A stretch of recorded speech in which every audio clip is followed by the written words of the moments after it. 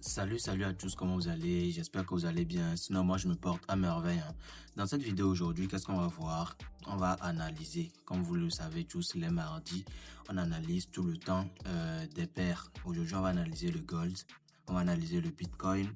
Et s'il y a le temps, ok, jusqu'à la fin de cette vidéo, on va aussi analyser une indice synthétique ou bien un indice synthétique pour pouvoir, voilà, avantager tout le monde et tout type de trader. D'accord. Comme vous le savez tous, pour commencer mon analyse, je commence toujours en unité de temps supérieure. Ça va dépendre de mon monthly, weekly, daily. D'accord? Donc, et moi aussi, je vous recommande de faire toujours cela. Aujourd'hui, dans cette analyse, je vais commencer par l'analyse weekly. Et cette analyse weekly là, je vais le commencer sur le gold. Ok, voilà, on est sur le gold, sur TradingView comme vous le voyez tous. Ok, mais bien avant ça, je vous demande d'intégrer le canal Telegram. C'est très important parce que là-bas, c'est une communauté assez sérieuse sur laquelle on peut construire de grandes choses. Et je vais partager aussi là-bas des trucs que je peux pas tout le temps partager ici sur YouTube.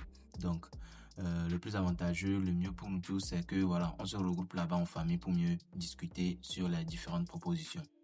Voilà. Donc, directement, la première des choses qu'il faut faire toujours sur un graphique, c'est d'analyser le biais directionnel. Actuellement, on voit que le biais directionnel ici, sur le gold, c'est quoi? Il est haussier. Pourquoi il est haussier? Parce que je vous ai dit, la manière la plus simple de pouvoir déterminer le biais directionnel, c'est de prendre un point le plus bas à gauche de votre graphique et de l'amener au haut de votre graphique. Supposons, je commence ici, au bas de mon graphique, je l'amène jusque là. Qu'est-ce que vous voyez que cette ligne l'a fait? La ligne est bel et bien droite. Elle est ascendante, je vais dire. La ligne est ascendante. Ça veut dire qu'on est pleinement dans un biais directionnel haussier. Ok? Mais maintenant, lorsque je finis de déterminer le biais directionnel haussier sur une paire, qu'est-ce que je fais par la suite? Au fur et à mesure du temps, vous allez voir que j'ai toujours la même méthodologie d'approche sur pratiquement toutes les paires. Et si vous arrivez à maîtriser cette méthodologie d'approche là, ça va beaucoup vous avantager. Donc, je vais identifier les hauts et les bas sur cette paire là. Ok, je vais essayer d'identifier les hauts et les bas généraux weekly. Donc, le weekly, je vais le mettre en peut-être bleu foncé. Donc, voici un haut, voici un bas, voici un haut, voici un bas, voici un haut, voici un bas. On ne le voit pas forcément ici, mais lorsque vous comprenez bien la construction, bien le processus de construction des bougies, vous allez voir que ici là, c'est un haut et ici là, c'est un bas. Et ce sont des hauts et des bas à ne surtout pas négliger. D'accord? Ce sont des hauts et des bas à ne surtout pas négliger. C'est très important. Parce que ce sont des hauts et des bas weekly. Donc, ils sont très importants sur le marché. Donc, vous allez voir qu'il y a déterminé les hauts, les bas, les hauts et les bas. Et voilà. Ça, c'est en weekly. Maintenant, je peux descendre directement en daily. Après la semaine, on descend en journalier ou bien en quotidien. Donc, pour descendre en daily, j'appuie juste un day, one day. Et une fois que je suis sur one day, qu'est-ce que je vois? Je vois que non, mes hauts et mes bas sont un peu décalés. Donc, je vais essayer d'arranger ça juste un peu, un tout petit peu. Voilà. Ici aussi, j'ai un haut qui est un peu décalé. Voilà. J'ai aussi un bas aussi qui est un peu décalé. Maintenant, je vais essayer de tracer les grands BOS. Ici, on a un BOS énorme. Voilà, on a un BOS très énorme. Voilà, ce BOS là, je vais l'identifier directement ici. C'est un BOS de continuation. Ici aussi, on a un deuxième BOS qui a permis de continuer la tendance haussière qui a été initialisée précédemment. Donc, voici le deuxième BOS qui est ici. Et maintenant, qu'est-ce qu'on voit? Que ce qui s'est passé dans cette zone là, ok, est pratiquement ce qui s'est passé aussi dans cette zone là qui se trouve ici. Pourquoi je dis ça? Parce que vous allez remarquer qu'est-ce que le marché du gold a fait quand il a impulsé. Ok, il a cassé comme ça, il a cassé le dernier plus haut, il est venu réagir pratiquement au niveau du market shift. Vous allez voir que ici c'est la cassure ou bien ici c'est le BOS. Maintenant le marché est venu pratiquement juste en bas, ok, de la cassure, juste en bas, pour pouvoir réimpulser à nouveau. Vous voyez, il a réimpulsé à nouveau.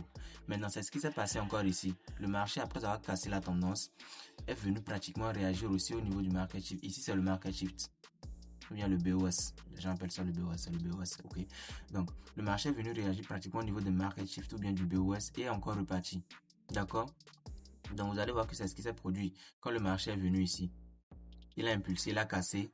Il a cherché le market shift. Voilà que le market shift est ici. Il a réagi pratiquement juste en bas du market shift et est reparti. D'accord? Et c'est ce qui s'est passé encore ici.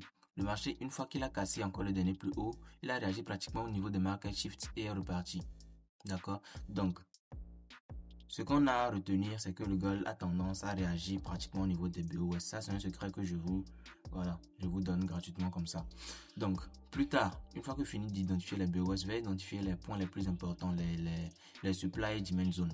Ici, j'ai une demand zone très intéressante parce que de 1, c'est une demand zone faite avec une signature algo, et de 2, c'est aussi une signature algo. Ok, parce que quoi, la liquidité ici, lorsque je vais descendre en unité de temps inférieur, vous allez voir qu'une liquidité a été prise ici. Voilà, prise de liquidité PDL. Voilà, une liquidité a été prise ici avant que le marché n'impulse. Ici aussi, lorsque je vais bien identifier, je vais descendre en unité de temps inférieur, vous allez voir que ici aussi pratiquement on a un petit BOS un peu intéressant ici. D'accord, mais pour ça on va descendre en unité de temps inférieur pour qu'on puisse bien démarquer ou bien voir tout cela. Ici, on va noter que c'est un inducement parce que quoi, c'est une incitation. Ça a incité plusieurs personnes à pouvoir entrer en position et les a fait sortir en SL. Donc, je vais noter cela comme un inducement. Voilà. Et qu'est-ce que je vois par la suite? Ici, c'est une signature de liquidité. Ici, c'est une signature de liquidité. Voilà. Donc, c'est une zone qui va potentiellement sauter par la suite. C'est une liquidité en attente. Voilà. Donc, actuellement, c'est ce qu'on a.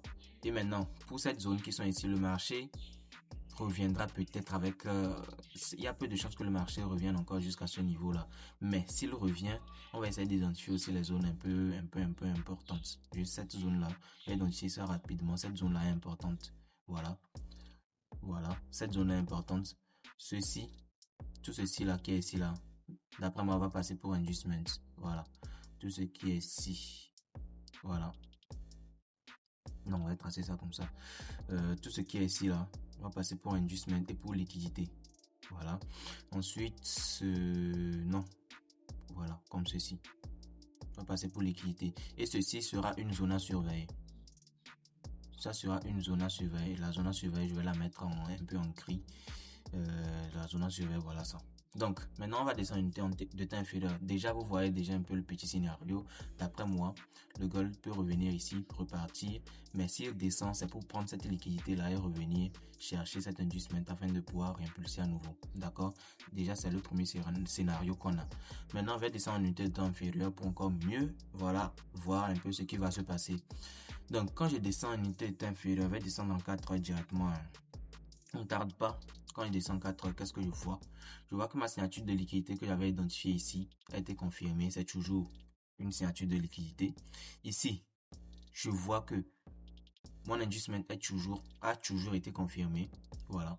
Cet inducement a toujours été confirmé parce que quoi? Je vais l'expliquer dans une autre vidéo. Ça sera beaucoup plus intéressant parce que si je commence ici, on va pas terminer.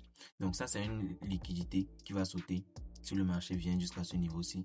Et on a une zone aussi à surveiller. Je vais bientôt identifier la zone pour que vous puissiez voir. Mais j'arrive. Ici, notre demand zone est beaucoup plus réduite. Voilà, lorsque je raffine un peu plus notre demand zone, on voit qu'elle est un peu plus réduite. Et vous allez voir que voilà, la demand zone est très intéressante. Très intéressante parce que elle a été à l'origine d'un short ici. Voilà, d'un short parce qu'on était en pleine structure baissière avant que le short là n'ait lieu. Donc on a eu un short ici. On va noter ça ici. Ouais, le short, voilà. On a eu un short qui a permis d'initier la nouvelle tendance haussière qui est en train de se passer là. Et comme je vous le disais, voici le dernier plus haut là que je vous disais, qui va faire office de BOS. Vous avez vu que le BOS là est pratiquement, disons, intéressant. Et ici, on peut l'identifier en même temps comme, voilà, un dernier plus haut. Un dernier plus haut. Et ici aussi, on peut l'identifier aussi en même temps comme un dernier plus bas. Mais un dernier plus bas dans le sens où c'est en 4 heures. Mais pas un dernier plus bas dans le sens où on est en daily ou bien en weekly. D'accord? J'espère que je me fais comprendre. D'ailleurs, je vais essayer de changer la couleur pour qu'on ne se trompe pas. Voilà, le weekly, je vais mettre le rouge. Voilà, je vais mettre le rouge pour qu'on ne se trompe pas. Déjà, ici on est en rouge, on est en weekly. On est en 4 heures, on est en 4 heures, voilà. On est en 4 heures, on va mettre le rouge. Donc, quand vous voyez là, les points rouges, ce sont la structure 4 heures. Déjà, on voit ici un imbalance très intéressant que le marché reviendra chercher. D'accord? La preuve que le marché va redescendre, c'est cette imbalance-là. La preuve que le marché va redescendre, c'est cette imbalance-là. Et quand il va venir chercher cette imbalance-là, ok, il va voir s'il peut trouver une demand zone ici. Si on ne trouve pas de demand zone, il va liquider ceci, venir chercher un niveau que je vais identifier tout de suite pour vous montrer. Déjà, la signature de liquidité est confirmée. Voilà, toutes ces zones-là sont confirmées. La zone que je disais, on devrait attendre un peu plus élargie, comme ceci.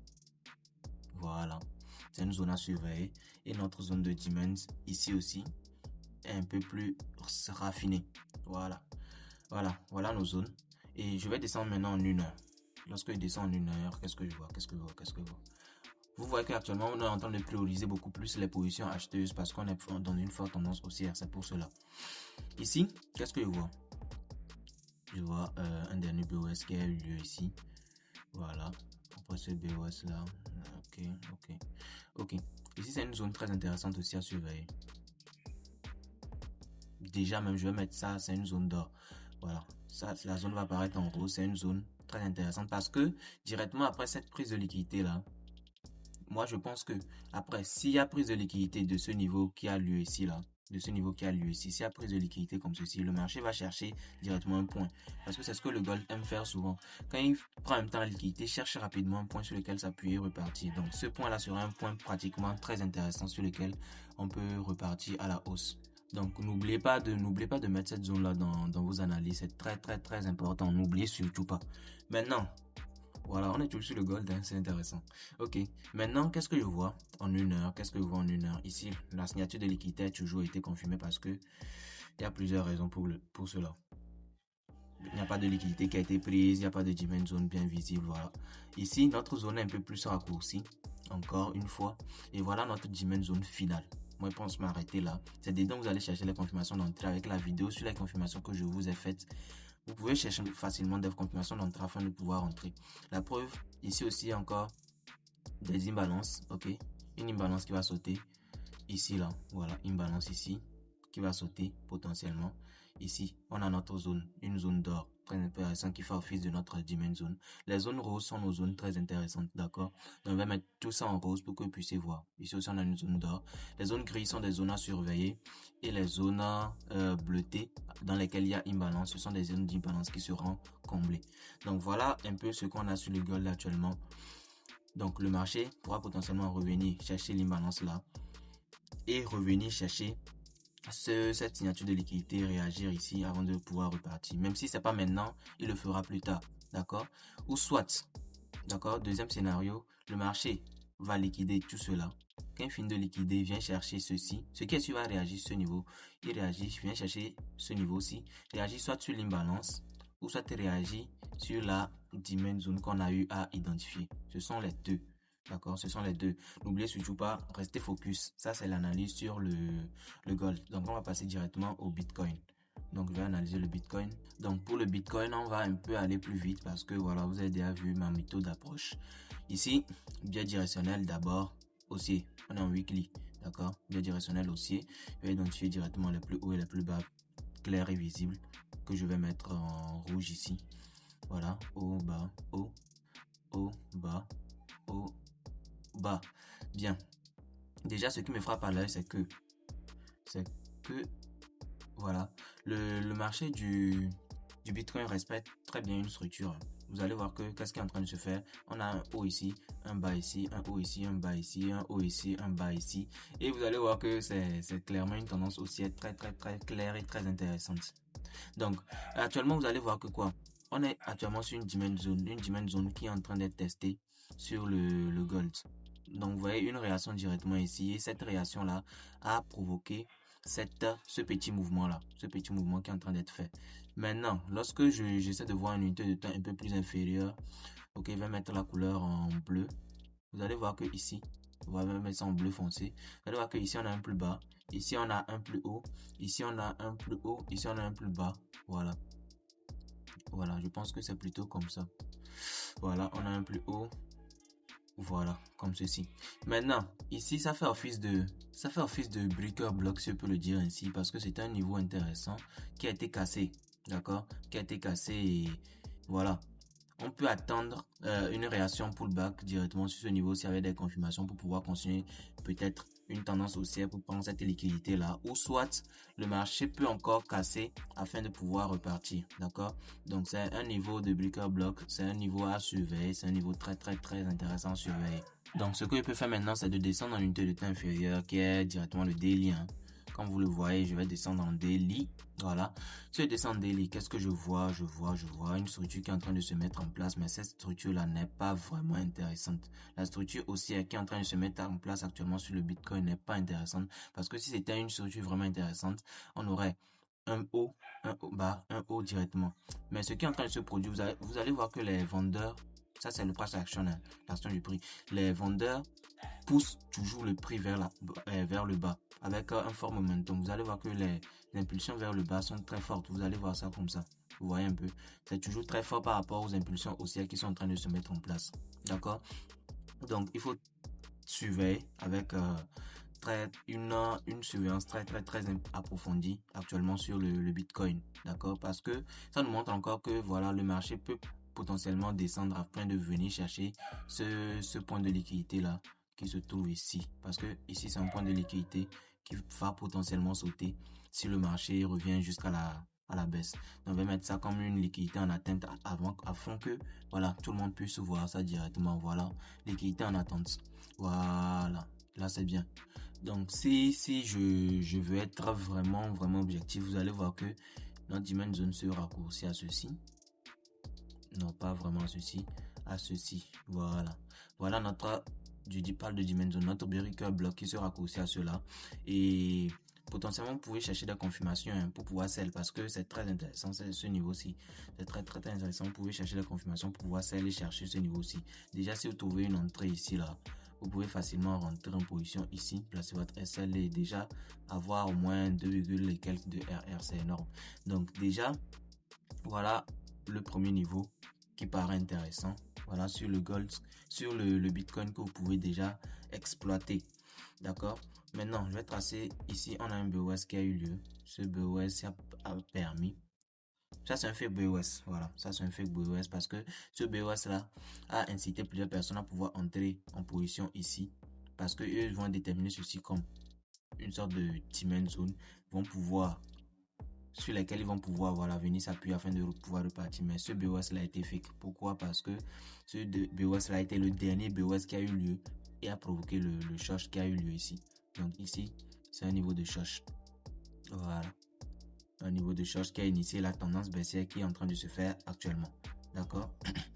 Donc, à quoi on va s'attendre actuellement sur le gold? Je vais encore descendre une unité inférieure en 4 heures pour qu'on puisse voir ce à quoi on peut avoir accès directement sur le gold, sur le Bitcoin Tema. Voilà. Ok.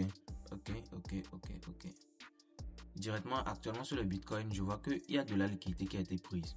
Tout ce qui était ici, voilà, tout ce qui était là, était soit une zone de, comment ça s'appelle déjà, résistance, ou soit une zone de, comment ça s'appelle encore, trend line, ou soit une zone de supply.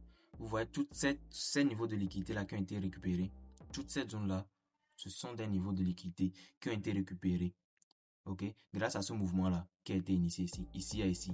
Voilà, vous voyez un peu. Et voilà ce qui est initié, parce que après prise de liquidité, il y a toujours impulsion. J'ai fait une vidéo sur la liquidité et ça explique tout cela.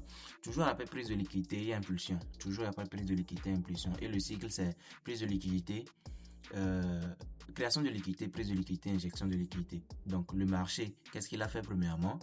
Il a créé de la liquidité avec ceci, des hauts, des bas, des hauts, des bas.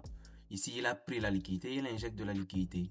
Donc, on espère que le marché va venir directement dans notre demand zone avant de pouvoir injecter à nouveau de la liquidité, d'accord?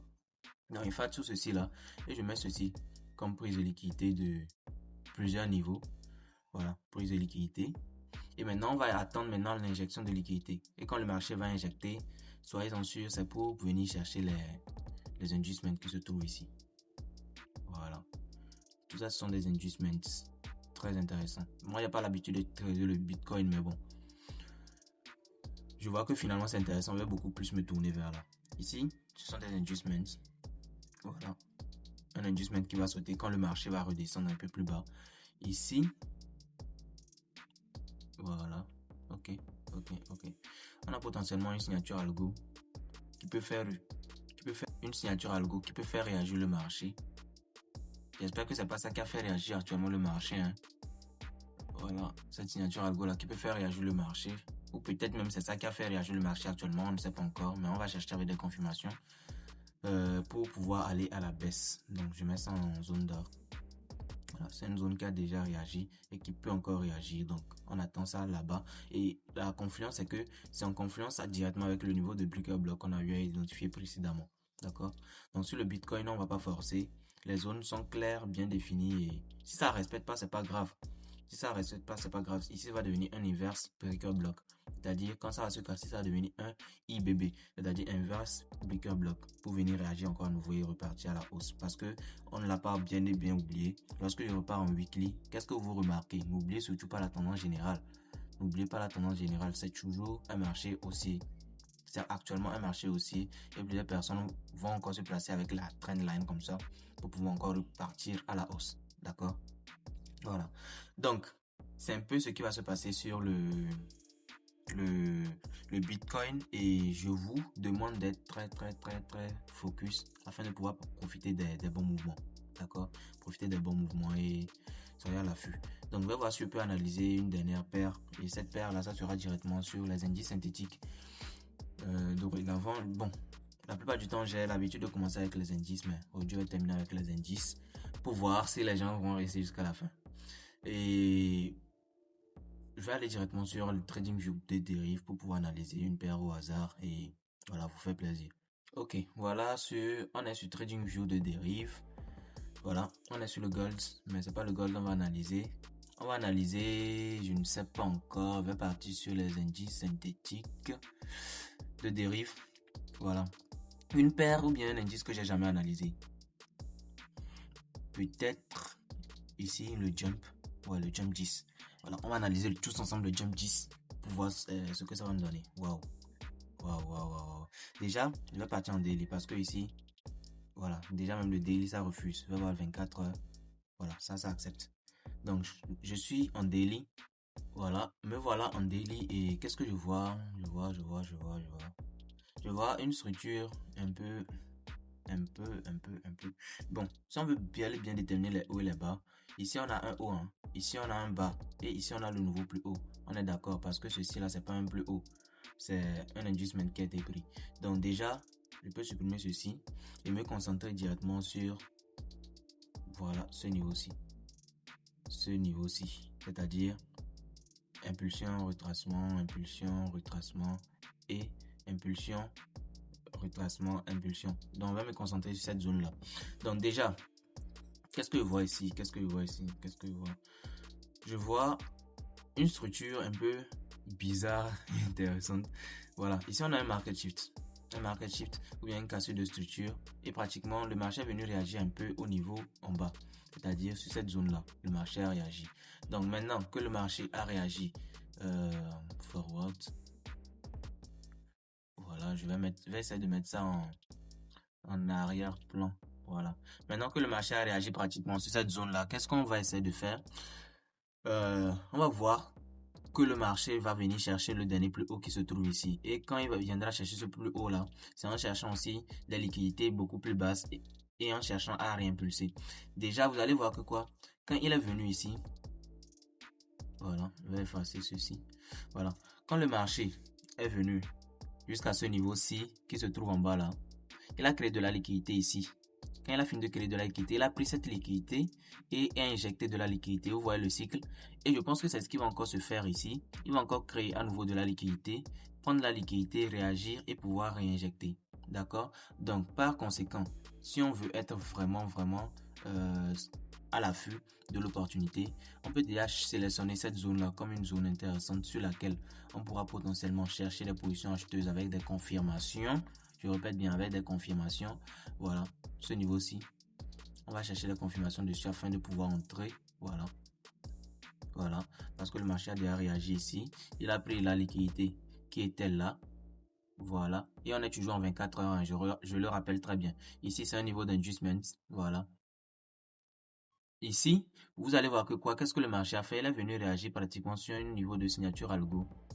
il a réagi sur un niveau de signature algo est en train d'impulser. Mais si le marché ne casse pas le point qui est ici là, si le marché ne casse pas ce point là, ce dernier plus haut là, il va venir forcément avec, même si c'est avec un faible mouvement, chercher l'inducement qui se trouve ici, parce que ceci va passer pour inducement si le marché ne trouve pas le dernier plus haut. Ceci passera pour inducement et le marché viendra réagir dans ce niveau-ci. Avec des confirmations, vous pouvez directement targeter le dernier plus haut. Déjà, si c'est avec ces informations-là, vous pouvez entrer en position, chercher déjà peut-être moins 3 de RR. Voilà, pratiquement 3 de RR et entrer en position. Voilà. Déjà, ça, c'est la vision long terme sur le jump 10.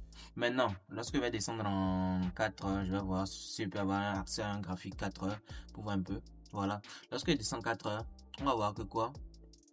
Ici aussi, on a pratiquement un niveau. Malgré que ceci peut passer pour inducement, on a un niveau intéressant.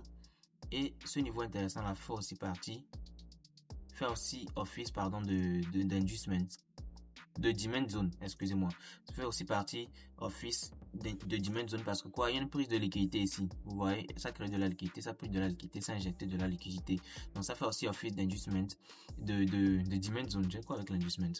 Donc le marché pourra potentiellement revenir ici aussi et pouvoir repartir. Donc ça c'est le premier scénario. Deuxième scénario, le marché casse cette zone là, prend l'inducement initial, vient réagir dans la demand zone afin de pouvoir repartir à nouveau. D'accord? Ici, déjà, comme on le voit, je force pas. On a un niveau très intéressant de supply sur lequel le marché pourra potentiellement, si il ne va pas casser le dernier plus haut, revenir ici, chercher dans la zone de supply des confirmations afin de pouvoir baisser. Donc voici les niveaux clés que moi je peux vous identifier actuellement. Je ne vais pas descendre une unité de temps encore inférieure parce que la vidéo sera beaucoup trop longue. Donc ici, pour une zone de supply, ok, on va mettre ça en rouge, pour une zone de supply, et ceci là, pour des zones de demand, d'accord, pour des zones de demand, soyez très focus, les zones bleues pour les zones de demand et les zones rouges pour les zones de supply. Donc soyez très focus, c'était pratiquement tout ce que j'ai à vous partager dans cette vidéo aussi. N'hésitez surtout pas à vous abonner à la chaîne, rejoignez aussi notre canal Telegram et on a plein de playlists, plein de playlists sur lesquelles vous pouvez directement vous faire plaisir parce qu'il y a tellement d'entrées. Et aussi la Mafix Family Or qui vient d'ouvrir. Et après, je vais faire une vidéo sur les différents avantages que vous avez directement sur la Mafix. Mais actuellement, prenez les playlists, prenez ça en considération, ne négligez aucune vidéo et vous serez forcément rentable en 2026 si vous ne l'êtes pas encore. On se dit à la prochaine, prenez soin de vous et ciao.